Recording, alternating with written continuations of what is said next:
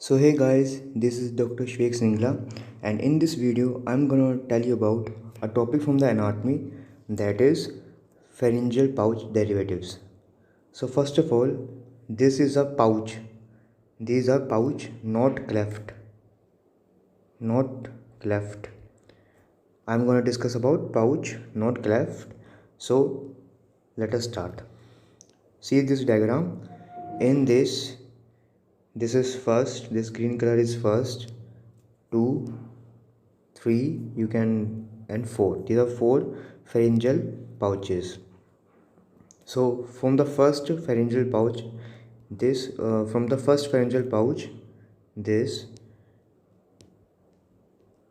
there are two things which are formed. One is tympanic cavity and eustachian tube. Tympanic cavity and eustachian tube. From the second pharyngeal pouch, palatine tonsil. Palatine tonsil from the second pharyngeal pouch. Now, from the third pharyngeal pouch, we have two things.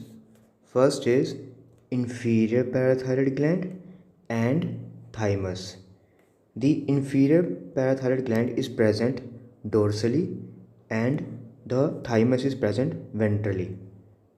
Okay guys, now from the fourth pharyngeal pouch we have two things. First, superior parathyroid gland and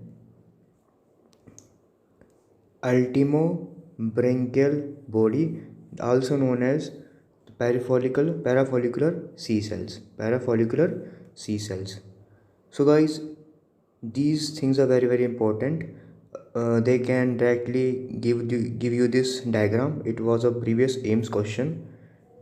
It has been asked. It is a previous AIMS question and it's very important for you. You should learn this diagram by heart, and also their derivatives from the different pharyngeal pouches. Now let us see the different remnants and their derivatives. First of all, ductus arteriosus. Ductus arteriosus will form the ligamentum arteriosum in the after the birth. Okay, and the ductus venosus will form ligamentum venosum. Umbilical vein will be forming ligamentum teres.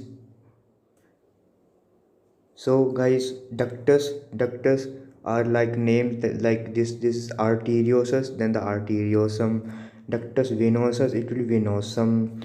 But here the umbilical vein is the ligamentum teres, is forming ligamentum teres.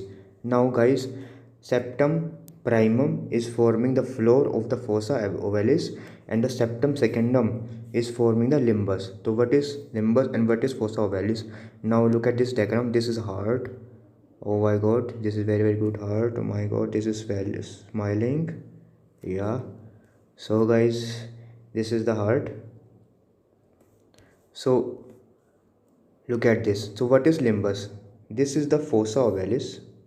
You can see this is the fossa ovalis, and surrounding it is the limbus. So limbus is formed. This is the limbus. Surrounding it is the limbus.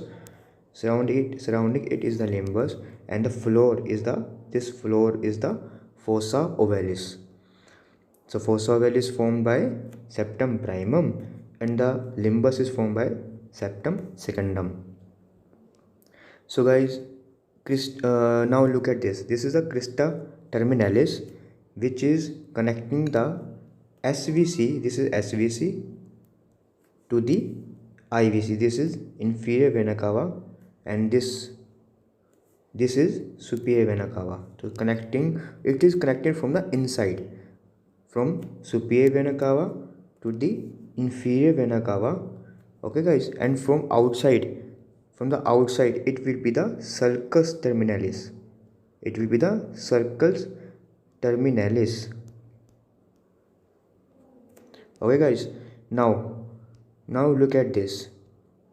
This is the eustachian valve. This orifice is guarded by Eustachian valve. It is the orifice of inferior vena cava, and this is the valve of coronary sinus. This is the valve of coronary sinus, and it is guarded by Thebetian valve.